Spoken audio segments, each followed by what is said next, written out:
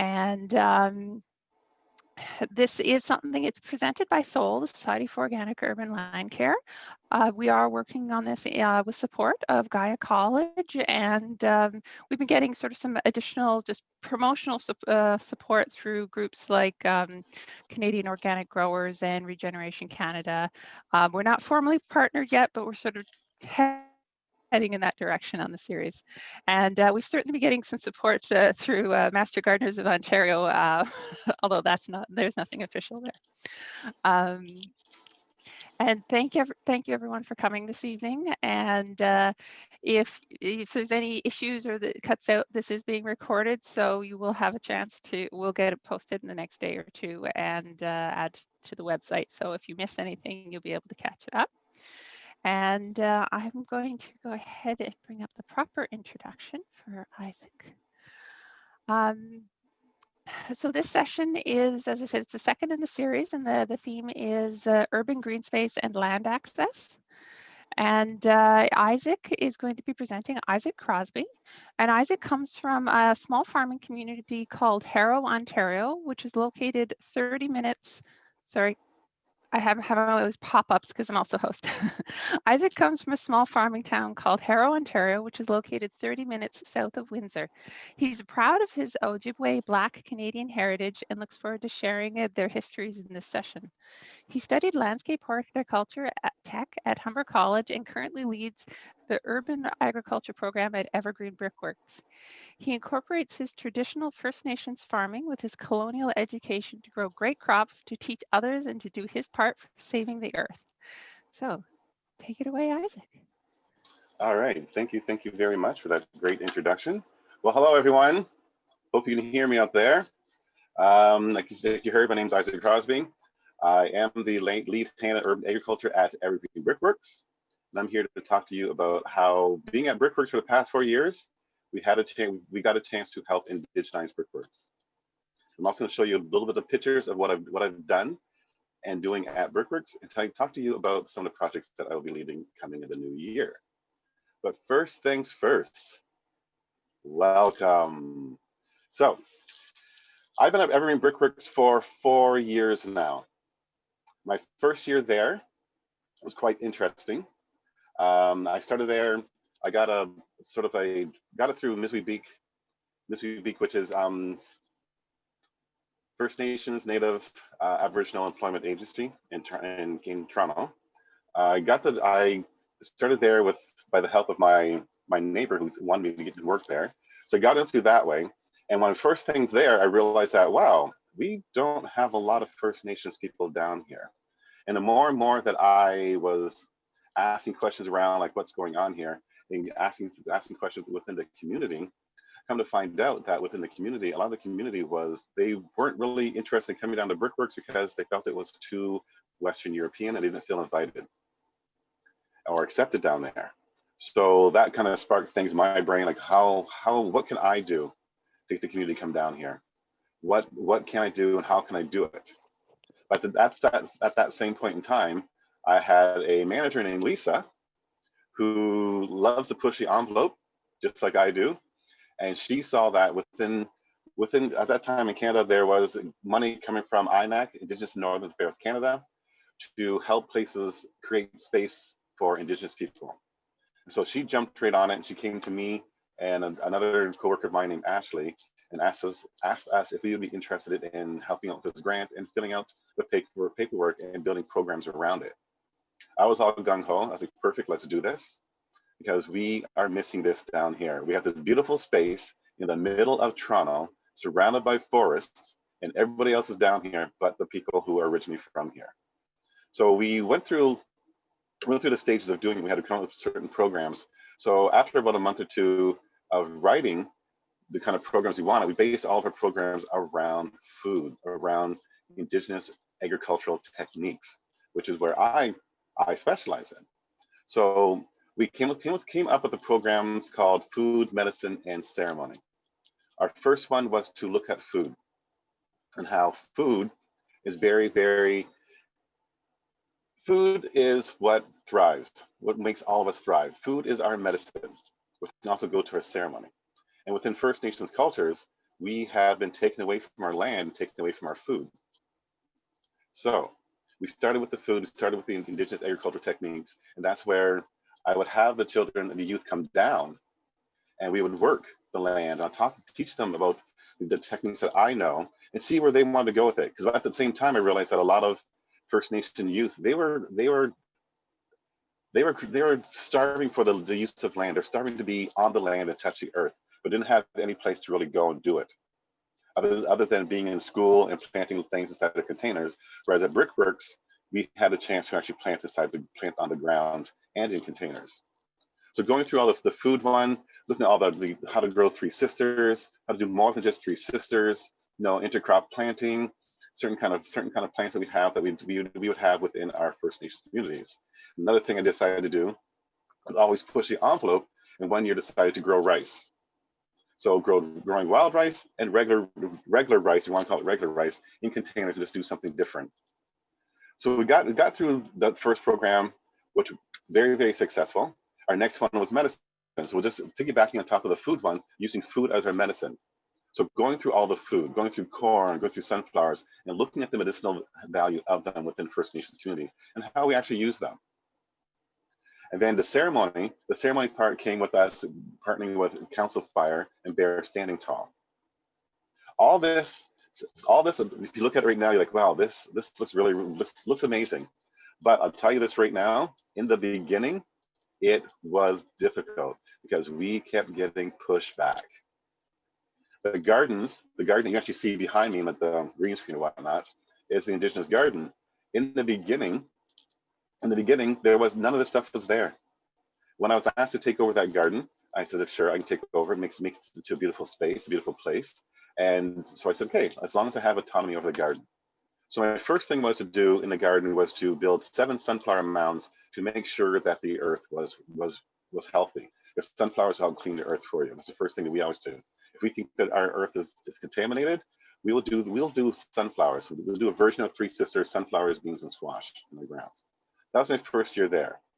And then by the second year is when we started getting the INAC funding, and that's when a little bit of trouble and things started happening within the city of Toronto, and people who take care of the grounds at Brickworks that are behind us. As long as the grounds behind me that you see in the picture looked more European, we never got any pushback. The minute I started calling it the Indigenous garden, and then putting up the teepee poles, stuff like that, this is when we started getting pushback from the city workers in this city. This is where they're like, well, we don't appreciate you taking this land. And at one point in time, I talked to one of the city workers, and he came to me and said, well, we feel that you are encroaching on our land. And I was like, whoa, buddy, I think you need to go back and think about what you're actually saying to me right now. Who's encroaching on whose land? Think about it. So he went away, talked to his supervisor. And so for the longest time, I would always get the supervisors or even the workers would drive by and give me like these glaring looks like, what are you doing over to that land? You're destroying that land. And meanwhile, First Nations people have never destroyed the land. And even if we did hurt the land, we'd always go back and make sure we made it right again. So there was a lot of pushback from the city because they felt like we were taking over. We weren't taking over anything. We were just extending the gardens. We were just making the gardens look better. Because for the years before me, that garden spot looked very European. So nothing was said. They had all these trees and raspberries that were dying, and everything was looking bad over there. So doing the garden sparked a lot of conversation, which was great because once the garden started going up and people started seeing what I was planting in the garden, now the public started stepping in and wanted to really know what was going on. And once I got the public involved in it, the public loved the idea of having Indigenous representation down at Evergreen Brickworks.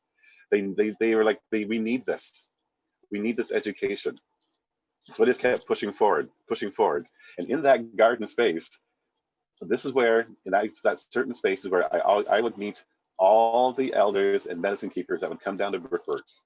I'd always meet them in this garden space because that garden, that area has a special energy. And they told me the same thing because we now have a sweat lodge on site, which is run by Council Fire, which is run by Bear Standing Tall and Pamela.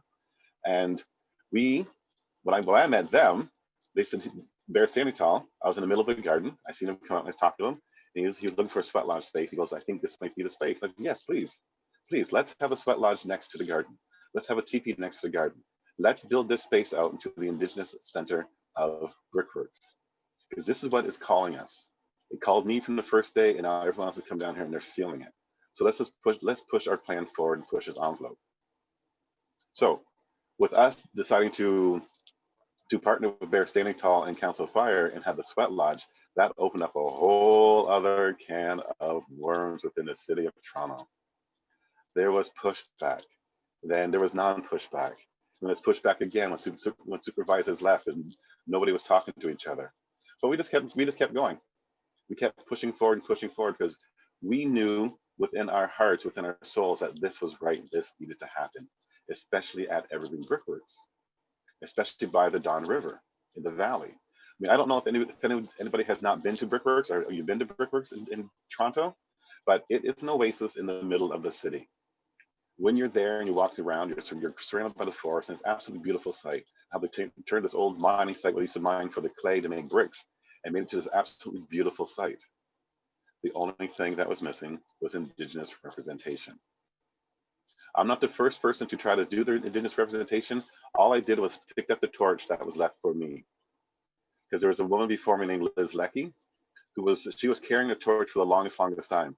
And when she decided to leave, I decided to pick up the torch and bring it even further and see how far I can go with it. Because when I leave, I want to pass the torch on to someone else.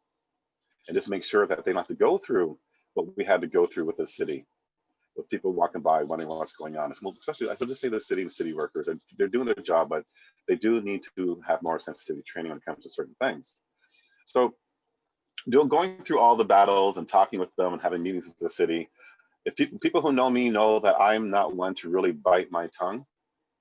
So I say what's on my mind by saying it in a nice rude. So when I had the meetings with the city, my first thing was always like, well, you guys got to get rid of your bureaucracy mind, because that is that British mentality that's coming through right now, where you want to stop everyone from doing things that will help them, but you want to make it within the confines of your own judgment or your own mind. And it doesn't work anymore. It does not work. People have been called within the truth and reconciliation to do something. And this was Brickworks' call. This was the city of Toronto's call to help us, to work within a truth and reconciliation, to actually give us a space to practice our ceremonies, to practice our way of lives, and to practice our farming, because it all goes together. So in the very, very beginning, it was rough. I'm not gonna lie to you, because the people in the community already had a stigma against Evergreen Brickworks. They were already like, oh, well, it's very, very Western European. We've had some incidents down there that we didn't like, so we don't know if we want to come back. I said, okay, I get it. I totally get it. But this time it's going to be different. This time you have me on your side. This time I'm there, and I do not take no for an answer. You can tell me no, but I've already plotted my plan A, B, C, D, E, F way of getting the results that I'm looking for. So I did. I just kept on going and getting what I wanted. So pushing more and more after that. So after about 8 months, after people started coming down the first year, word started spreading that, well, hey, there's a place, there's Evergreen Brickworks. We actually come down there, we can hang out in the garden. They now have a teepee down there, and it seems more inviting, which I loved, because that sparked, we ended up having a group come down on Sundays called Ojibwakan, which was teaching children, Anishinaabe children, the language and customs and cultures.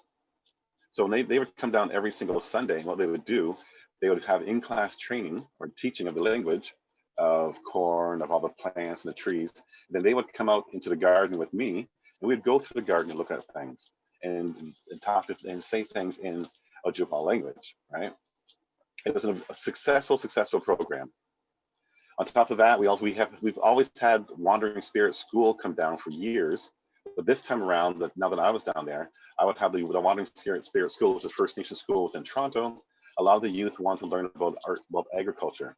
So since I was there, I started getting a lot of youth to come over into the garden, into the greenhouse, to learn about agricultural techniques that are mostly for their culture, so they can take this and pass it on and bring it home with them. So this all started spawning and getting faster and faster, and more people started coming down. The word started getting out there that Brickworks is a place to be when it comes to want to be outside. and have great lessons and to incorporate the language with what's outside, how to go around and identify the plants and the trees and the animals. It's happening. It's happening. It's a lot of fun, but there are times where there's times I'm like, okay, is it going to be even more when I'm done? Is it going to stop when I'm done? What more can I do?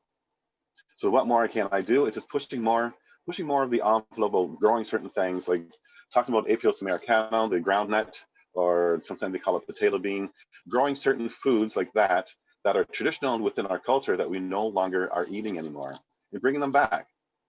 Last year, I had a small little pawpaw festival. Nobody knows what pawpaw is. Pawpaw tree, which is it's our only tropical fruit that grows this far. It's an amazing, amazing fruit.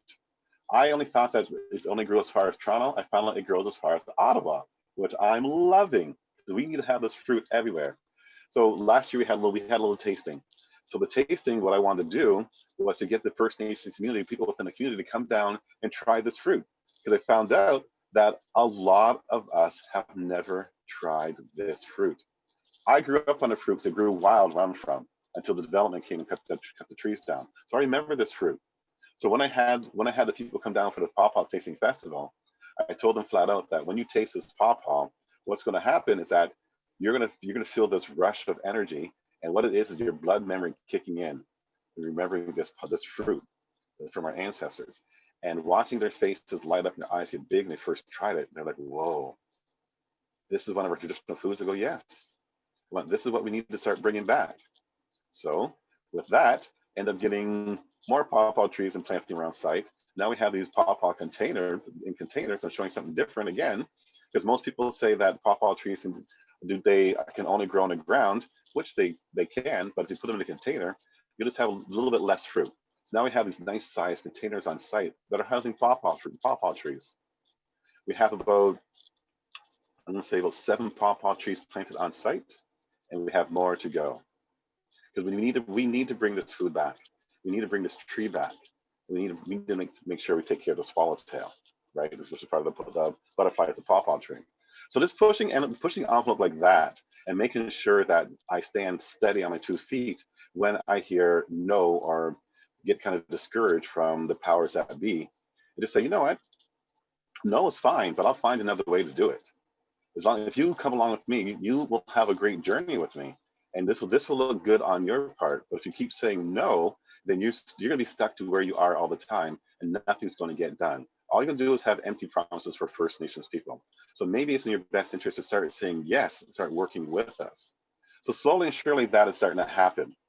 The City of Toronto now has an Aboriginal Relations Committee. They're doing stuff like that, which I've been a part of, and just reaching out and talking more about how they can find ways to assist the First Nations people within the City of Toronto. Brickworks, on the other hand, we still have a ways to go with some people that I work with. Some people are still stuck in their biases towards First Nations people, and it's been quite interesting trying to get them out of it, because I'm not really one to try to get you out of your biases. I'll point them out to you, but it is up to you to find your way out, because I'm not going to change who I am. This is who I am. I need you to get rid of your biases, or see past your biases, or just even recognize it. Every time I feel it, I'm just going to point it out to you and say, you're being biased right now. All we're asking for is for you to make space for us. No one's asking to take over. We're asking you just to share power with us. That's all we're asking. You have this beautiful land here, and there has been no indigenous representation for the longest time. So we're here now. We're not trying to take over. We just want a little piece of the earth, so we can be represented and do what we need to do to help heal our people in our community, which in turn will help heal your people in your community. Slowly and slowly, people they're starting to realize that, yes, this is a great thing. We once had a bunch of people come down to check out the whole site, and they went around the whole site, and I was kind of giggled when I heard this, because they went around the whole site because they're trying to replan our area. And when they came to the Indigenous Agricultural Techniques Garden, they looked at that and everything that's going on over there, and they said flat out, do not change this. You are telling a beautiful story over here. You can change anything else you want to do at Brickworks on the site, but do not change this area. When I heard that, I was like, yeah, I know. Thank you. They need to hear this. They need to hear this from the outside source that this area needs to stay the way it is. Because it's a great entranceway to Brickworks. It's a great way to get a small start into the culture. Do we have signs up? We have signs up around the sweat lodge, talking about the sweat lodge, how sacred it is. And we have everything going on there. So to have people from off-site come and talk and say that don't change it, perfect. Let's not change it. Let's just add to it. Let's make it even better than what it is, right? So it's been such a great journey thus far, and I still have a long ways to go. A long ways to go. I mean, not just at Brickworks, but outside of Brickworks as well. Because my what I would like to see is more spaces turn into places for Indigenous folks to come down and feel comfortable, to be who they are, to feel comfortable to let their children run around and enjoy the space instead of feeling uptight and they're not wanted. They're wanted. These cultures, this way of life, everything needs to be out there in forefront. We need to be in the mainstream. I once had someone tell me that they didn't feel comfortable being down at Brickworks because Brickworks is too much mainstream for them. And when I heard that, I was like, okay, well, first of all, you're First Nations. I don't understand what you mean by this is too much mainstream for you. When as First Nations people need to be in the mainstream. If you or your organization do not want to come down here because you think it's too mainstream, what you're telling to me is that you much prefer First Nations people to be sitting at the back of the bus or use the rear entrance or be non-mainstream. That's not going to work for me. We are mainstream. We've always been mainstream. Just that we never held up the torch to it, but now we're going to. We're not here to hurt anybody. We're here to enhance what's already here. So with that, I keep pushing for mainstream, keep pushing for us to be around the top spotlight, because that's where we need to be. We need to start showcasing who we are, what will we add to this country, to this earth, especially for the youth that's coming up.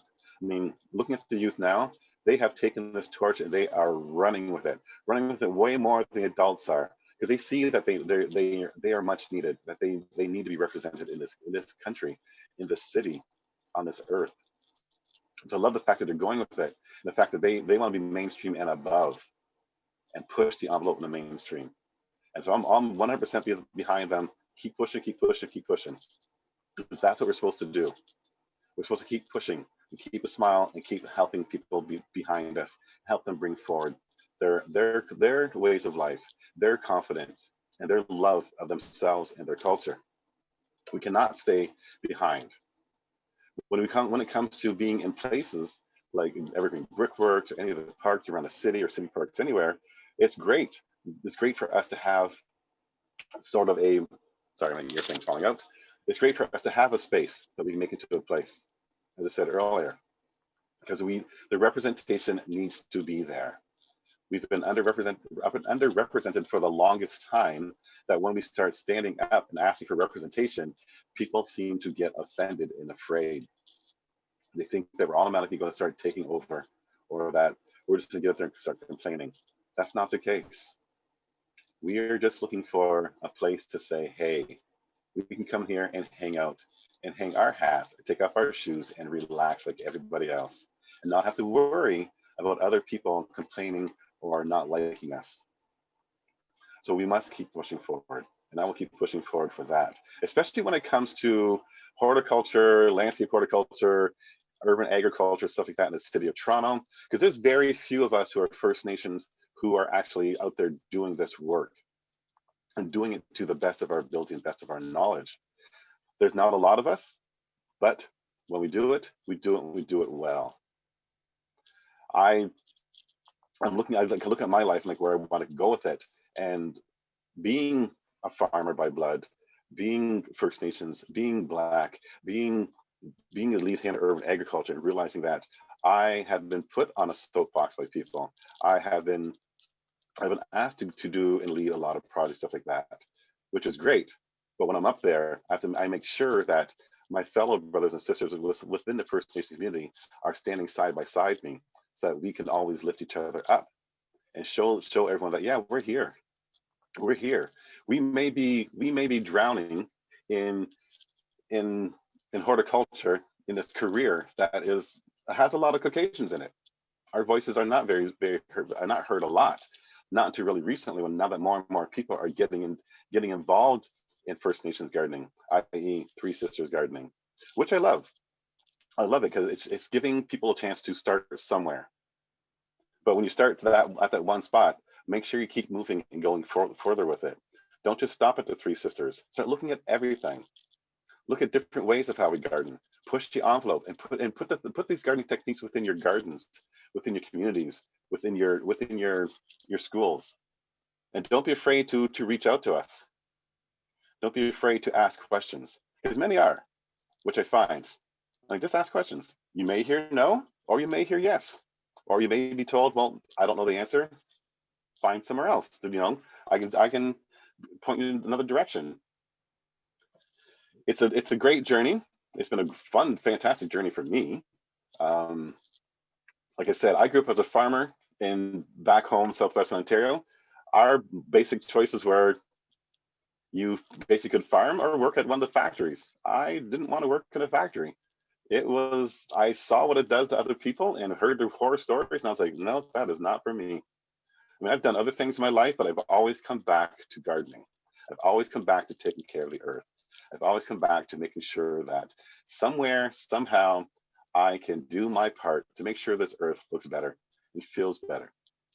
Because we all know our earth needs help. The mother needs help.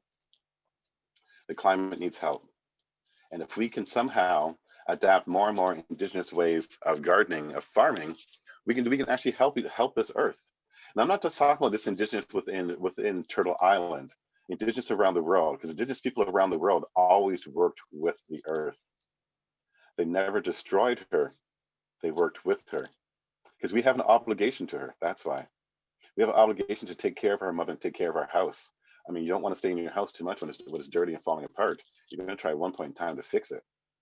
And we've been trying to fix it for the past 100 years. And now we've come to this point in time where we need to fix it. And people need to start listening to the First Nations voices when it comes to taking care of this earth, especially in this hemisphere, where our roots, our ancestors' roots belong and come from. All right. I mean, it's all fine and dandy to be out there doing the work, but it's even better to be out there with the people and helping out and doing your part. Not saying to neglect your culture or where you come from. Find a way to enjoy the First Nations culture and find a way to incorporate them. Incorporate into your gardening, or read more books about it. Read Braiding Sweetgrass. Find a way to involve us. If you don't want to involve us personally, involve us in the literature. But find a way for us to be there, because we have a lot of knowledge. We have a long history on this earth, on this planet, on this part of the world. Our people have been taking care of this earth for a long, long time. So we're here. We got it for you. You just have to ask and be willing to take the answer. It can be no, it can be yes. Because I do know a lot of First Nations people, they will refuse to work with a lot of Caucasian people because they feel like they're being taken advantage of. And I understand, I totally get it. So you got to find another way to approach them. Because we need to all come together and work together in order to push this envelope, to make this earth, to make this country called Canada a better place for the future. And for me, that comes down to working with the agriculture. Because if we don't have agriculture, people, we ain't going to eat. Everyone likes to eat. Eating what brings us together. And if we can work together and take care of the soil together, even better. Then we start to learn more about each other and realize that we are all the same. We're all striving to live a life here on this earth.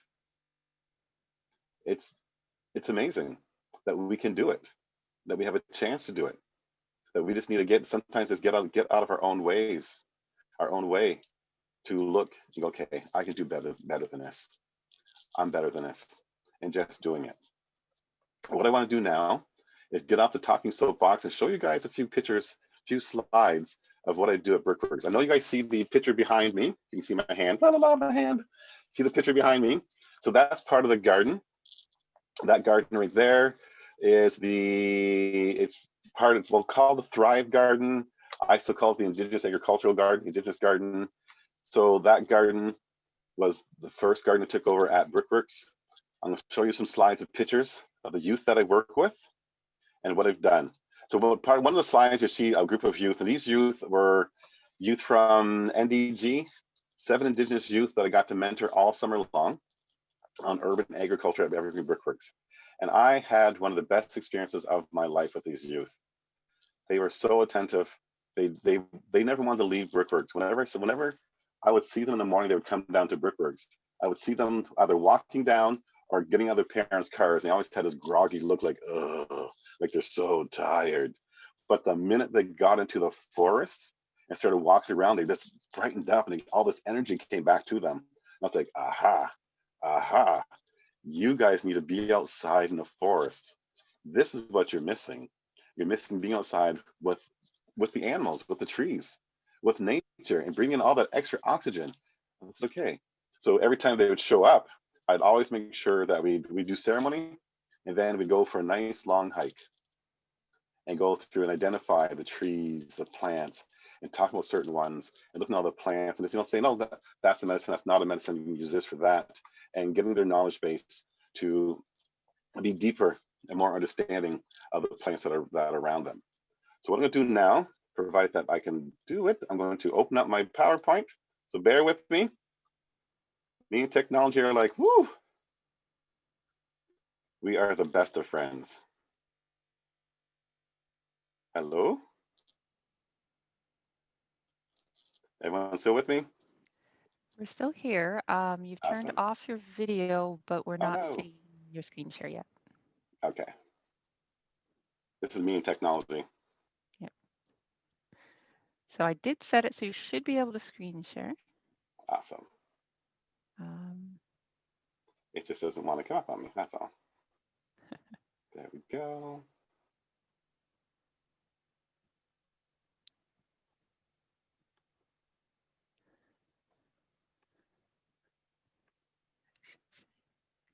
Okay.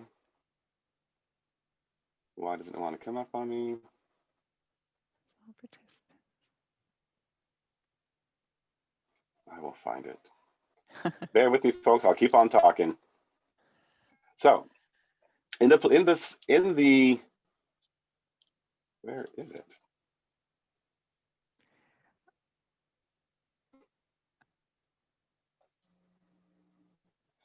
Are you looking for the screen share button, or is it your slideshow? Nope, it's my slideshow. Don't you love it? Does not. It's doing its best thing to make me look bad.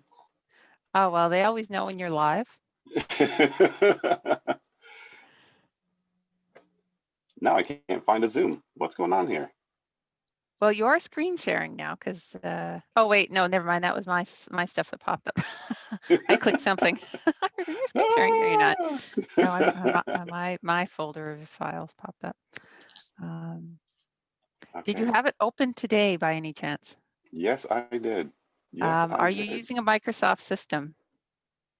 I am not that. I am on my phone, actually. Okay. So I can't troubleshoot it for you then. No. I know how to find talking. recent files on Microsoft. I will keep talking because for some other reason it does not want to come up for me. And I was just using it. I was fixing it today. So, like I said about sorry about the whatchamacallit. I'm very, very sorry about that. But the garden behind me, when it was first started, it was a leftover plant wasteland, I want to call it. So in the garden, there was leftover trees from the garden market. There were switch grasses growing, leftover raspberry canes. It looked, for lack of a better term, looked like a hot mess in the garden. It was kind of jumbled, kind of nice and wild, which I like, but it needed some sort of grooming. So when I was asked to take over the garden, I was asked flat out, can I do something with it? And I went, sure. As long as I have autonomy of the garden, I can do what I need to do to make this garden look better, make this space into a place. So my first year doing the garden, as I said before, I planted sunflower. I did maybe 12 sunflower mounds, 13 sunflower mounds to help clean the soil. So I had the giant mammoth sunflowers that are towering over me. I'm 5'11". These sunflowers like 13 feet, towering way above me with these big little heads hanging down and just looking at me. So I did that for the first year, and then slowly encroached. I took my time and went over across the garden and took over the whole garden space and made it into what it is today, with trellises and pathways and and certain sections within the garden to show certain things. So when you first walk into the garden, what you're going to see is walk into the Indigenous side of the garden, where I'd have the three sisters. I'll have different versions of the three sisters. So three sisters, corn, beans, and squash, everybody knows about. If you don't, corn, beans, and squash, sister corn, sister beans, sister squash. They are great together. Together can make one complete protein, great for succotash. They work well together for first companion planting. But in my family history, we also do sunroot beans and squash. If we think the ground is too compact, we will plant sunroot in there. Sunroot, once she's inside the ground, she will take over your ground if you don't kind of control where she is. So my first year, yeah, learned that very, very fast. So most people will know sunroot as Jerusalem artichoke. It's not from Jerusalem. It's not an artichoke. It's part of the sunflower family, and it's native to the Americas. The tuber is what we eat, and the tuber has naturally recurring inulin in it that is great for regulating your blood if you're diabetic. But you must know how to cook it, how to eat it. If you eat sunroots raw, you are going to have very, very bad gas. You need some sort of citric acid in it to neutralize the inulin. So part of my programs at Brickworks is I'll have the youth come and we'll go inside the garden and plant the food, plant all the stuff. Then come fall time, this is where I do the Indigenous Food Pathways program, where I utilize all the foods that we found in the garden and make our corn soup, or as I call, sister soup. And I do cornbread. I don't do bannock, because I was never raised on bannock. I was never raised on fried bread. Fried bread to us was, my grandmother would call it wartime bread, because that's what we called it as when war times came. Whenever the people come to take our land in 1812, they'd give us the flour, salt, sugar, and we need this wartime bread. But we grew up on cornbread. So I would do cornbread, different kind of versions of cornbread with them. So blueberry cornbread, strawberry cornbread, apple cornbread, and regular cornbread. All stuff that I would grow inside the garden. If I did not grow inside the garden, I would get it from local food sources. So I make sure everything I grow inside the garden, I use and utilize within an Indigenous Food Pathways program, which is a great program to teach a youth how to cook what they grow. So then I found out that a lot of youth, they weren't really skilled in cooking. Their cooking habits were going to the grocery store and buying things in boxes, throwing it in water or microwave, and that was their cooking. And when I heard that, I was like, oh no, you at least need to learn how to cook one meal in your life, at least one. So that's when the Indigenous Food Pathways program was born. So doing that encouraged a lot more youth to come down, right? So even doing that, like I was showing them how to utilize the medicines within our food source as well, and talking about where the food comes from. Because my programs, especially Indigenous Food Pathways programs, looks at all the foods that the Americas have fed the world with. So the Americas being from North, South, and Central America, right? All the food that came out of there that fed the Europeans that we need to utilize. And to show the children, the youth, where the food actually comes from. And one of the first things I always tell them is, where do you think a tomato comes from? And all the youth will always say, oh, all tomatoes come from Italy. I'm like, oh no, that is one of our food source here. And go through a history with that. Also in the slide, I'm sorry about the slide again, you would see the beginning of the whole process of the garden, and how I would actually have the adults come down and help with the planning and the reconstruction of the garden. Because I realized that the adults need to be there as well. The adults need to come down and learn with the youth how to take care of the garden, how to take care of the earth.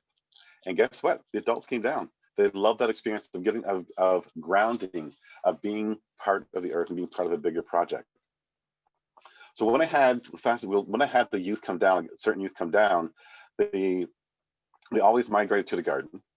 They love being in the garden, and they love the fact that they can pick anything from the garden, eat it right away. It's one of the best things I love to see about the garden is the youth planting it, then eating it afterwards. And then hearing parents say, "Oh, well, they don't eat that at home." Like, yeah, a lot of the food that they don't eat at home is probably because the food's horrible. It tastes like air. It has no taste to it. Like, you have to realize a lot of our food is picked too early and most likely doused with chemicals and for it to ripen, and then there's no flavor. Whereas if you plant stuff yourself, and you're taking care of the earth, and you're putting your energy into the earth, and you're communicating and sharing energy with these sentient beings called plants, things will taste better and grow better for you. And so after a while, the parents even started picking up, yeah, this actually tastes better. Okay, I can do this. Like, yeah, anyone can do this. You can grow anything wherever you are, just as long as you have, you know what plants to grow and have a nice window to grow it in. So keep going forward and having the NDG youth down there and having them learn from me. And now, right now, have the youth from the NCCT, which is the Native Canadian Centre of Toronto, coming down and doing basically the same thing, but just in a different aspect of it. Whereas we're starting in the fall and working from fall, winter, spring to summer next year, which is great for me because I've always wanted to have the youth come down and basically coming down once a week for a longer period than just 1 or 2 months.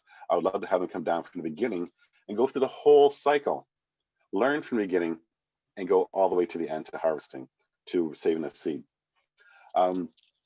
It's been quite interesting, and for me at Brickworks, I'm doing that at the same time getting space to do it. There's a place at Brickworks that is called the Burrow, which is I call it one of my offices at work. The Burrow is right next to the Indigenous Agricultural, speak of it great, Indigenous Agricultural Techniques Garden, or the Indigenous Garden, or Thrive Garden.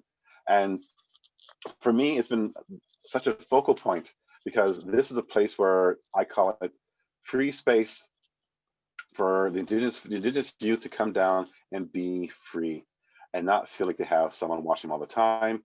They can come down here and be able to speak freely if they need to be. And they do. They love it. I have been trying to drop a seed at Brickworks to rename the Burrow building the Indigenous Agricultural, or the Indigenous Center of Toronto, or the Indigenous Center of Evergreen Brickworks, so that the First Nations people, we can come down and have a space to be. Even though some people at work want us to be in the main building, we would like to be at the other main entrance, where it's more by nature. Not saying we don't want to be in the main building, but we enjoy this one entrance that's by the nature. So we can actually be able to walk out of the building and walk into the forest, or walk to the forest and maybe pick some medicines that we need, like cedars, or maybe we're picking white spruce or something like that for tea, or maybe making some birch sap tea, or trying our best to tap the maple syrup tree. The maple trees are down, even though we're not supposed to, but it does happen. Or maybe we're planning on doing some more bigger gardening at different spaces. So it's all about having a space to turn to a place. Because we now, like I said, we have the gardens, we have the teepee behind us, we have the sweat lodge. Now let's look at a building that is just adjacent to it, not taking up too much space.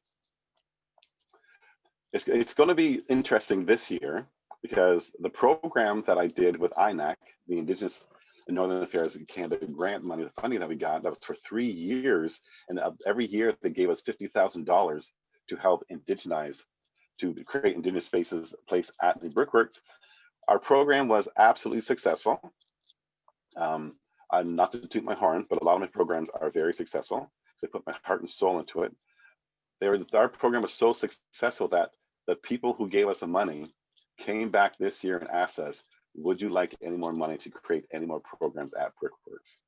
And for me, I was like, oh yes, because I have more things I would like to do down here and to teach the youth that are coming down here about Indigenous agricultural techniques. One of the things I'm doing this year is working with one of my volunteers, and we're looking at sunchoke, you know, the thing everyone's calling Jerusalem artichoke. Yeah, that thing. So what we're doing is, he learned all about hempcrete. So how to take hemp and make it into concrete, blah, blah, blah, right? Stuff like that. And one day he says to me, he goes, Isaac, have you ever heard of hempcrete? I said, yeah, I've heard of hempcrete. Using hemp and clay to make like thick bricks for natural made homes, stuff like that. He goes, yeah, he goes, but I heard that there's another plant out there that's way better than hemp. And I'm like, oh, really? What is it? He goes, it's called Jerusalem artichoke, something like that. What'd you say? He goes, it's Jerusalem. I said, okay. He goes, but he looks at me, he goes, but I'm having such a hard time finding it. It's like, no one in the city of Toronto has it. And I went, really? I said, hey, dude, I went, all summer long, I've been having you take care of Jerusalem artichoke. Just that I never called it Jerusalem artichoke. I called it sunchoke or sunroot. It's that plant right behind you. And when he saw it, he's like, are you kidding me? I said, no, no. I said, here's the thing. It's not from Jerusalem. It's not an artichoke. It was named wrong. That's all. But it's right behind you. That's called sunroot. Come to find out that sunroot is way better for building natural bricks than hemp. And I went, oh, you told me that. So good. Let's start working on this then.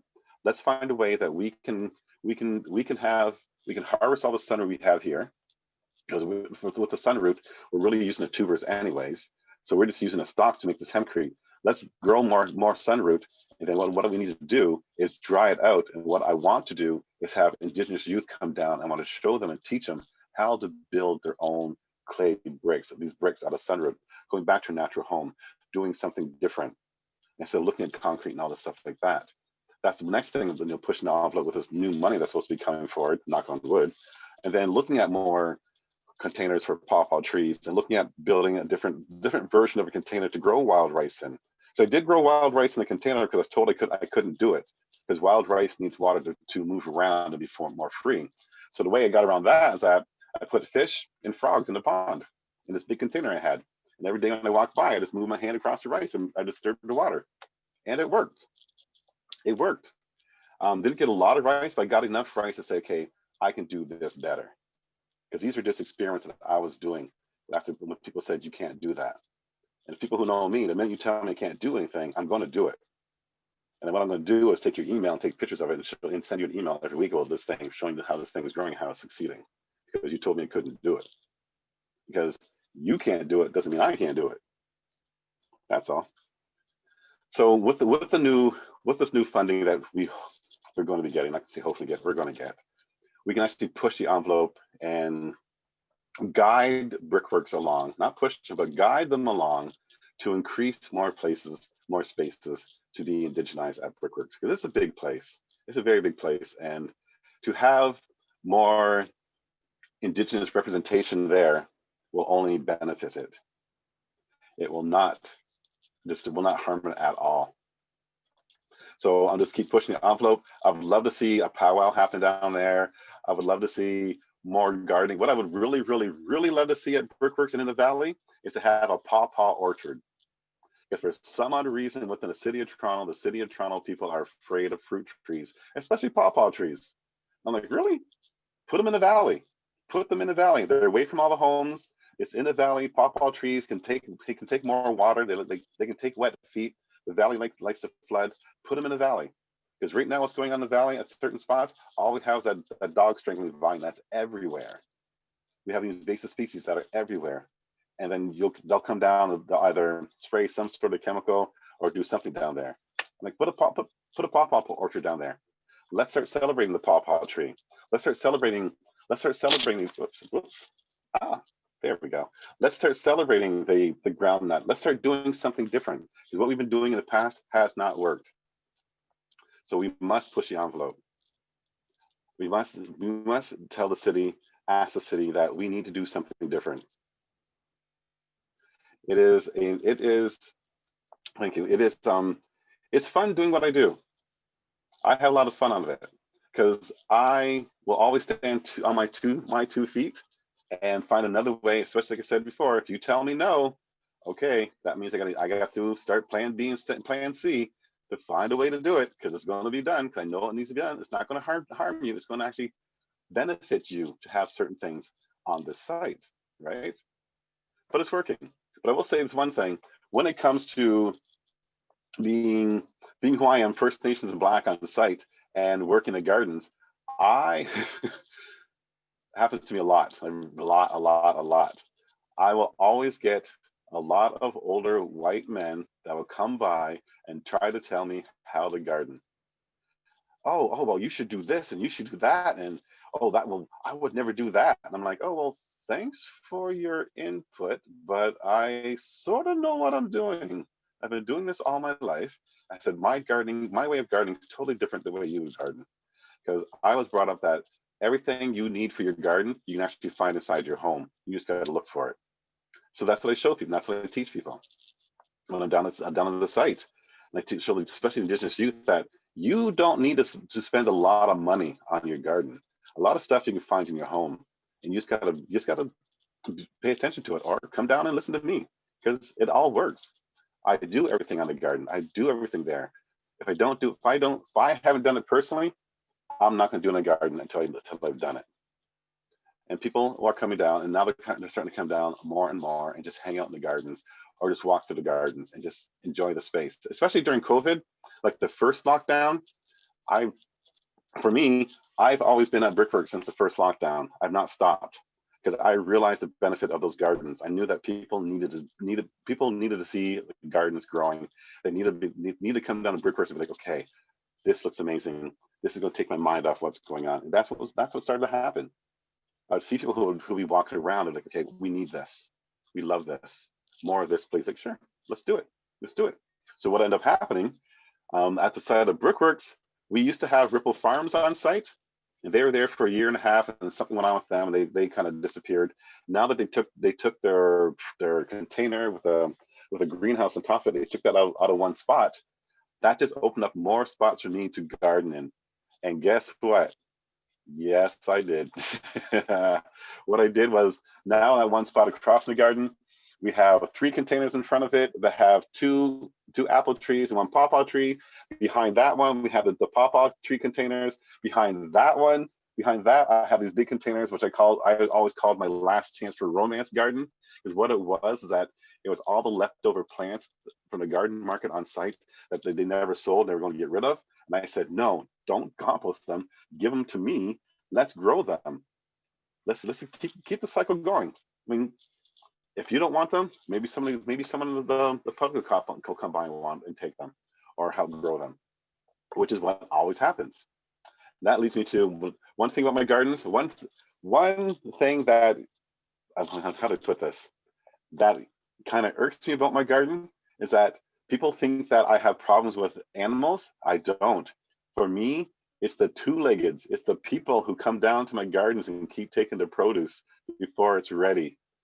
That is my #1 thing about my gardens. Because I don't have fences. I don't want to put fences up, because fences create such a barrier. But at the same time, I'm like, people keep taking everything. What am I going to do? What am I going to do? So what I started doing was, if I notice people inside the garden, and I kind of sense that they're going to take something, I say, hey, if you actually want to pick that vegetable right there, pick those tomatoes or pick those beans, you have to do an energy exchange for me. They go, what's that? I said, there's water cans over there full of water. If you want to pick those tomatoes, I need you to water those plants afterwards, or I need you to water the plants over there. I don't want you thinking that you can come down here and take everything for free without giving something back, because these gardens are really teaching gardens for the youth. But we're not going to stop you from eating. We just ask that you give energy back in return. And guess what? It actually works. People they will come down and they will say, okay, well, I'll help you with the garden. And at the end of the thing, here, have some veggies to take home. Take this home, or come back next week and I can help you with your garden or something like that. It actually works. They're kind of afraid at first, but after a while they get used to it. They tell them, guys, I'm what you see is what you get. Nice guy here, willing to feed the world. But at least give something back. Don't just come back and always take. And watching the public come down and watching them go through the garden, to me, it warms my heart, because it's actually doing what it's supposed to do. It's becoming a focal point, becoming a point on Brickworks where I can sit there and talk to people about what I'm doing here, about who I am and why I'm here, and what I see for the future of Brickworks, the future of Indigenous gardening, Indigenous agricultural techniques within the city of Toronto. For me, that just means more for us to be represented, more for us to showcase what we know. And that also means that we, the ones of us who are doing it, must turn around and help the ones who want to learn how to do it, and teach them step by step, not being overcrowding them and allowing them to go their own way. Because not everyone's going to want to follow in our footsteps. Maybe they want to follow and they want to take our techniques and do something better with it. I'm like, go for it. Just as long as you help people out in the long run. Don't keep it all for yourself, which is kind of hard with some people, because some people want to keep it all for themselves. And I'm like, no, if I'm giving it to you free, I need you to pass it on for free. That's just the nature of the game. Don't hoard all the information, because it's not all supposed to be for you. You're supposed to pass it on and allow other people to flourish with it as well. And it's been quite the journey for me there. like I tell people, I love what I do. I love where I work. Sometimes can't stand the politics because politics can destroy everything. If you get too involved and you're like, oh Jesus, politics, can we just go do this and stop having 10 meetings to learn how to do one thing? But I realize that sometimes you got to get in the political game. You kind of have to play it with them. And like I keep telling people, sure, you can tell me no, but plan A, plan B, C, D is going to take into effect. You're going to end up seeing that I'm going to end up getting what I need to thrive and to push the envelope even more than so before.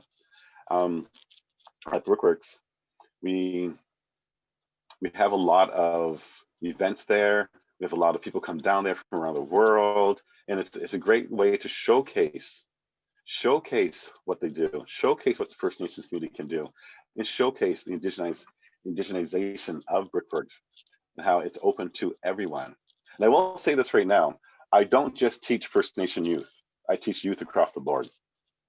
I just specialize more in First Nations youth because I see that this is where a lot of our youth they've lost connection with the land. So my goal is to reconnect them with the land so that they can grow and be the humans, the adults that they're supposed to be with that connection.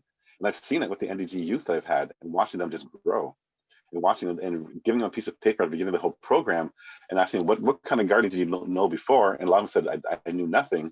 And then after the 8 weeks, do the same thing going, they've learned so much on how to garden that they want to take this home with them. They want to take this as some sort of other income as well. I'm like, perfect. That's what it's about. And feeding yourself and making sure your family's nice and fed and making sure this earth is taken care of. Okay, so I probably talked a lot for you guys right now. What I would like to do is see if anybody has any questions for me. Well, that was great. You didn't talk too long. It was good. You just nice arc. And yeah, you're definitely growing a lot more than a garden there. Yes, it's many layers of things growing all together, supporting each other. So that's. Mm-hmm.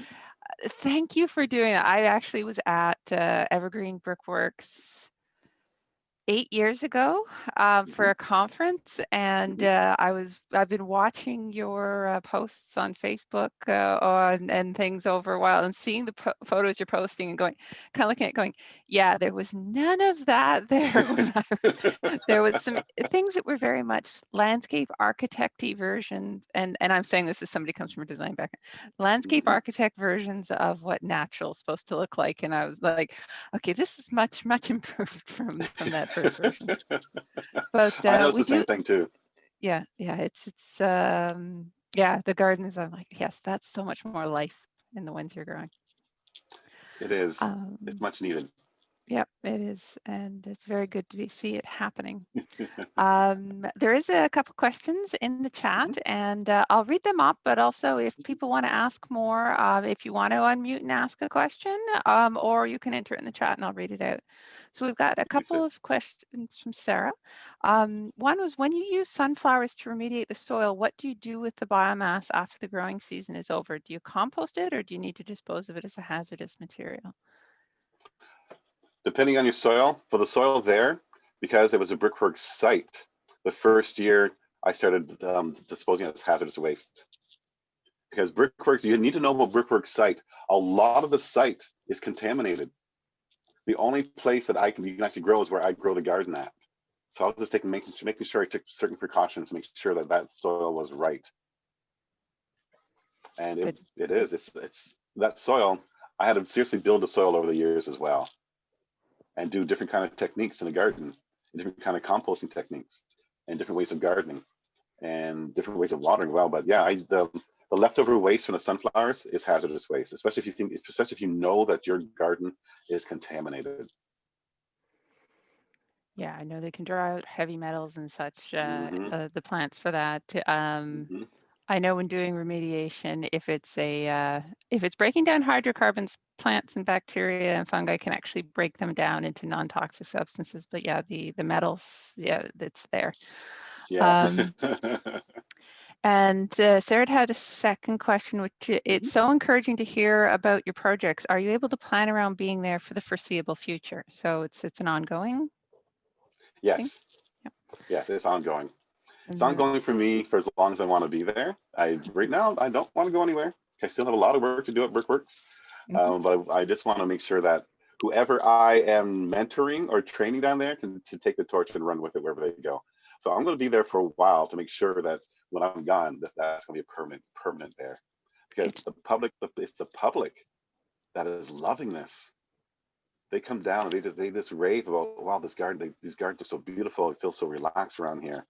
And now that the gardens, I put the garden beds to rest, everyone's like, oh, come on. I went, well, guys, it's the season. This is where we live. So what I did is I took all the corn stalks and kind of put them on the middle like little teepees everywhere. I said, there you go, right there. They love it. They're holding the space for the garden for next year. Yeah. So we've got a question from Katrina. What advice do you have for a white settler with land access, so 100-acre farm, who's interested in entering into relationship with First Nations communities around land? Wow. My first step, if that was me, was to connect with the First Nations community around where you live and see how you can help them and assist with them to, well, it depends if you want them to utilize the land source, the land that you have right now. If that's the case, then find a First Nation community around you, or maybe there's a First Nation school, to have them come down and work with you on the land. But the tricky thing is going to be, it's going to be getting over the fact that people are using your land and you're not using it. Because I find that people will say, oh, you can come down and use my land. And the minute you start using your land, they kind of change, like, oh, well, what are you doing? What are you doing? It's let go. Let go. If you're going to give it, give it. Don't give it with strings.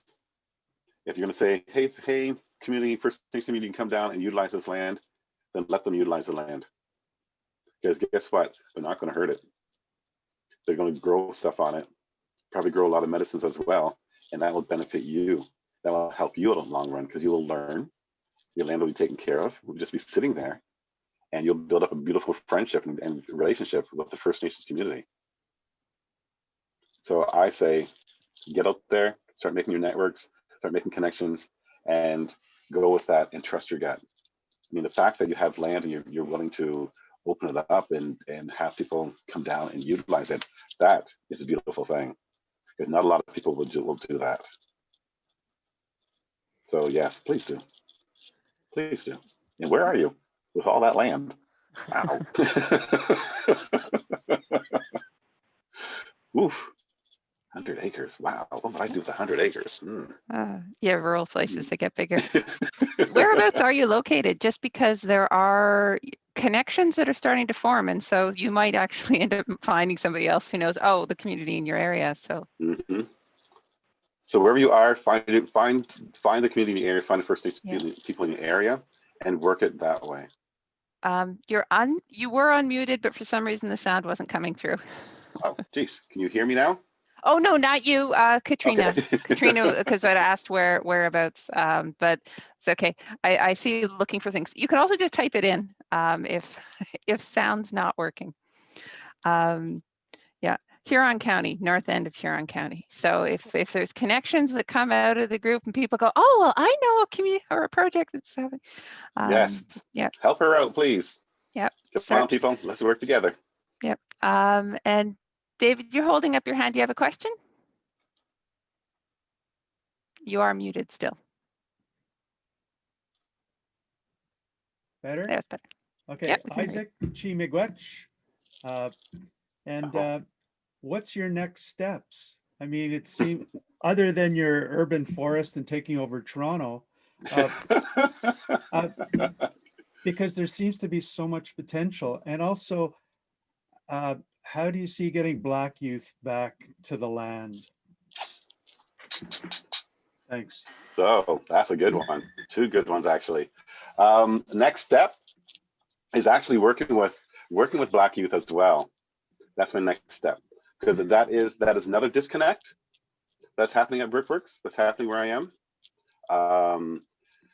So with that, it's realizing it's connecting with the youth. So I would like to go to them where they are and see what they want to learn, because majority of Black youth I run into in Toronto either come from our first generation, or they're just came from somewhere else, and they feel no connect with the land. So to get them to connect with the land and grow things that they would grow back home, to get that familiarity with them. I did have a while ago some youth from the Black Creek Community Farm come down and hang out with me for the day.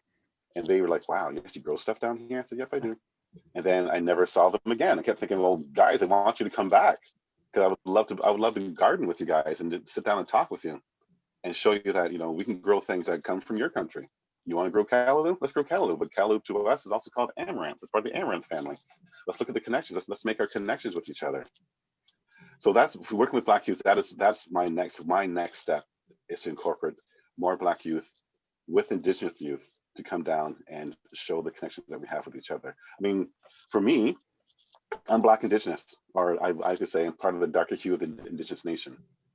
So I have that connection with them, but my connection will not be from the Caribbean islands, because I'm from here. My people we were part of the Underground Railroad. We're part of the slavery.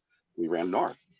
So finding that connection and talking that way, and getting more and more organizations within the city of Toronto to open up that as well, to have them have gardens, to go to certain spots. So if it's heavy with the Black population, let's have a nice garden here. Let's have another garden for certain individuals to grow the crops that they grew back home, and push the envelope again. Because we can't force everyone to think of growing things Canadian style or European style or Indigenous style, because not everyone comes from here. They have different ways of doing things. So getting them to open up to grow things with me will be ideal. So that's what I'll be working on next. Great question. Miigwech, Ogawabin. Oh. We have another question from Sarah. You mentioned apples, pawpaws, and are there other tree crops, especially native nuts, filberts, and medicines, that you're integrating into the gardens? Ooh, geez. So there's the pawpaws you mentioned, the groundnut, or the Apios americana that people know, the potato bean. Growing that this year, that's something that I push the envelope for. And looking at, how do I say this?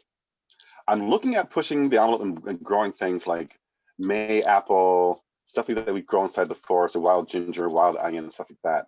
So I'm trying to push more on site, because walking around the forest, I realize that we do not have a lot of that growing around Brickworks, and I kind of need that. So I'm pushing envelope for that, and learning how to utilize those within my Indigenous Food Pathways program, and look at the medicinal values of each and every one of them. It's been kind of difficult, because people, can't do that, and Mayapple is poisonous, and why do you want to have Mayapple? And I tell them the reason why I want to have Mayapple is because I want to show the youth and show the people that taking the Mayapple, the first plant that has the 3 leaves, and taking that and smushing it and putting it in water and soaking your corn in will deter animals from taking your corn seed, and show the traditional uses of certain things like that, the milkweed, and incorporate them within the garden and showing how to actually use them. Like when I was talking about milkweed, I was still shocked that a lot of people thought that milkweed was a poisonous plant and you shouldn't have it in your garden. And I'm like, what? I went, you like monarch butterflies, don't you? And so I go through the whole milkweed and talk about how milkweed's actually a medicine, actually was actually used for humans and for our crops. Because if you don't have Mayapple around and trying to soak your corn seeds to make sure the birds don't take them, you can use milkweed as well. And doing stuff like that. And looking for more native bushes and trees that we can grow there, and just have more fun and push that envelope. Not take over the whole Brickworks, but take a nice portion that we can have and just sit back and chill and watch the plants grow and be with the plants. Cool. Did I answer your question? I highly recommend actually taking over the whole Brickworks, but it's a process. I'm here to take over the world. Speaking of people eventually going out and taking over the world with indigenous gardening approaches instead of these very colonial ones, that unfortunately is what most of us, when we sort of start growing up and we decide that growing plants is like the best thing ever and become gardeners, we're pretty much all shown the very colonial take of how, this is how to garden. And sometimes it takes some of us quite a while to start to go, wait a second, there's some problems with this, and there's other things to do that are a lot more sort of awesome. But as I'm sort of working on that and trying to start to bring more people who sort of come, who are in the professional horticulture world and or coming into it, into going, okay, there's opportunity. There are different ways to have relationships with land and plants that aren't just that.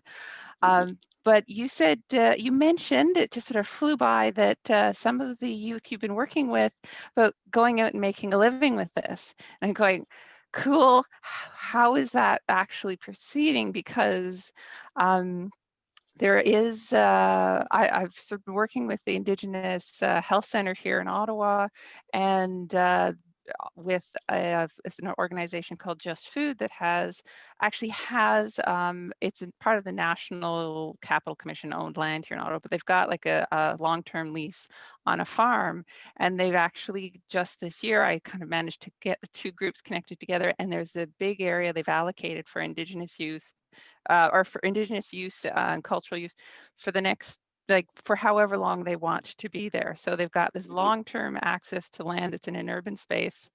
And part of it will probably be starting to bring youth in. And I'm kind of going, great, how do we actually empower these youth so that they can not only sort of learn the feeding, but also how to feed ourselves with better food, but also how to make a livelihood. Are there things that people are actually doing that are they going out and they're making their career or their livelihood based on the Indigenous gardening that you're teaching there? So my first thing I always tell the youth who want to take this on as their career choice or their side hustle, if you want to say, their side job, I always tell them, make sure you find some sort of education first. What I had to do, for me, I've done this all my life. I grew up on a farm. I know how to do this. I can close my eyes and still do it. But moving to Toronto, I realized, oh, people need to see a certificate or a diploma or something that says you know how to do this. So I tell them, for me, I went to a garden center and started working there because I knew I wanted to go back to school. I know I needed to. I want to go back to school for some sort of horticulture, some sort of gardening, just to know what. Looking at schooling, I went to Humber North. That's where I did my apprenticeship training at with the landscape horticulture tech, and that was the best thing for me. Because even with then, like I will say I know a lot of stuff, but Humber taught me a lot more stuff. But Humber taught me a lot of stuff that was colonialized, which was great because you need to know this. You need to know this so you know how to pick it apart and make it your own. So that's what I ended up doing. I did that for 2 years. So I'll tell people right now, if you ever get a chance to do the apprenticeship program at Humber College North in Ontario, I will say do it because it's from January 7th to March 27th. It's very, very intensive, but it's well worth it. Well worth it. So when I talk to the youth, I let them know I went to school. I studied this for a while, but I made sure I learned how to incorporate that into my teachings, my traditional teachings. I'll never ever get rid of my traditional teachings because that's the basis of who I am. And I know that it works, and some of it works way better than some of the colonized gardening techniques I know. So when doing that, and then having the youth work with me for the summer, for maybe a year, I had one youth work with me for a year, and they had the experience working with me, and they went on and got a part-time job gardening. And from there, they want to go to school now. They want to do something different. Now they heard that, I think on Six Nations, they're going to have an Indigenous agricultural school there as well. And that's perfect. If you can get into that, go for that. Just get in there. I tell them, especially because right now within Canada, within our society, Indigenous agricultural techniques is hot. People are looking for this, and they want it from us. But you need to go learn how to do it, especially if you don't know how to. Go mentor with someone. Sorry, my phone came down on me. You guys there? Yeah, we're still here, but This is like the that best does thing some ever. interesting acrobatics. Oh, we've lost Hey, I'm you. loving this talk. Video. There we go. Things are happening, things are falling. But back to the youth. Yes, the youth, a lot of youth want to do this. They want to do this professionally. They want to have this as a job for them. And I encourage them to go back to school. And if you get a chance to and you want to keep doing it, and you're here in Toronto and you have the ability to come down and volunteer with me, come down and volunteer with me, and I will teach you what I know, and it will most likely help you out with what you want to do. At the same time, not all youth are Anishinaabe. Some are Cree, some come from other nations. And I encourage them to go back to their nation and relearn how their nation took care of the land. But it's out there for them. Yeah. And actually, if people haven't heard of the apprenticeship program, if you're working for a horticultural business, the apprenticeship program is government funded. Yes. And it happens in the off season. And Yes. if you complete it, your employer gets a cash bonus from the government. Like, seriously, it just boggles my mind that the programs don't completely fill up and have long waiting lists every year. And they offer it at a few places. It's offered here in Ottawa. As you said, it's out down at Humber. There's at least 2 other colleges that offer it. So you want to get into horticulture, or youth who want to get into this, get a job working for somebody in horticulture and then get them to fill out the paperwork and say do the apprenticeship program, because it's a free education. It is amazing. Yep. Sarah has another question here. With blood politics and the internalized racism that can stem from within Indigenous communities, has coming from a mixed background presented any barriers or conflicts connected with the local community? If so, how have you overcome these? And somebody saying, I come from a mixed background as well, and any advice would be greatly appreciated. I think this might be a different Sarah, actually. Okay. Yeah. Oh yeah, I've had, yeah. Now, how do I talk about this? For me, people meet me, they think I'm either from the Caribbean islands. I get people saying I'm from East Asia, from other places. I'm like, no, this is my background, and it's always, are you sure? Are you what? Oh, that what? I'm like, no, this is who I am. And for us, when you're mixed, you got to stand strong on both your feet. You got to know you got to be strong in who you are, and don't waver to one side or another, because you're mixed. You're both. For my family, when it comes to being a Black Indigenous, the line was always wavy. It was never just Black, just Indigenous. It was doing this, because those two cultures have a long history with each other. They've always been next to each other. They've always helped each other out. Just that in recent years, they've kind of separated, and now they're coming back again. And so with my family, we've never separated both from each other. They just blended in together. So it's about standing firm on your own 2 feet. Because I'll tell you this right now, there are going to be people out there who are trying to tear you down. They're going to be like, oh, well, that person, well, he's mixed or she's mixed, so they don't really have all the proper teachings. Meanwhile, you probably have more teachings than the person that's actually saying it to them. Because looking at my history, I know for a fact that a lot of First Nations people never grew up on a farm, never grew up with the land. I did. We never had a reserve. Our reserve was defunct years ago. When they kicked my ancestors off the reserve and made us travel and walk around, and then we had no reserve, we ended up being put in a swamp where we are today. And because of who we are, we took that swamp and made it just beautiful agricultural land, right? So being mixed and being within the First Nations community, you're gonna find blood politics, and you have to thrive and get above it and beyond it. Because as my grandmother and my grandfather always said, when people bring that up, all they're doing is testing you to see what you can and cannot take. And what you do, stand on your own 2 feet and let them know that you are here and you're part of the community, and you are here to assist and to help and to learn and grow and have them learn and grow. Did I answer your question? Thank you. It's very good to have sort of different faces to ask different questions of, because I know sometimes people kind of feel like they don't have anyone to look to or ask when they feel like they're sort of sitting between a bunch of different cultures. It's true, because I've met a lot of Black Indigenous youth, in Toronto, being in the gardens, who will come up to me and say thank you. I'm like, for what? For being who you are and talking about being Black and Indigenous, because sometimes they feel like they're being left out or being pushed out. And I'm like, I tell them, dude, I get it, because some people within the First Nation community, some of us, our minds have been colonized, and that's just a fact. And that we have been taught to look at color of skin and blood quantum stuff like that, when in tradition, in ancient, and our ancestors, they never looked at that. But now that we're here and we have governments that are trying to separate us, some of us have drinking the Kool-Aid. And so I'm just here to say, no. Stand in your mixedness. Stand with who you are. Know that you have this Indigenous blood that runs through your veins, and be proud of it. Let them know that you're proud of it. And if they continue to ostracize, maybe it's just them. But be who you are and stand proud in your light. And they do. And they come back. Thank you. You're welcome. Does anyone else have any more questions before we wrap up? No, I'm not seeing anything else. Thank you very much. I may put some of the people who are going to be working on creating the new gardens here in Ottawa in touch with you. Please do. Because I think there's a good potential for creating something an awful lot like what you've done there out here, and it's sort of just trying to connect the dots so people know what's possible.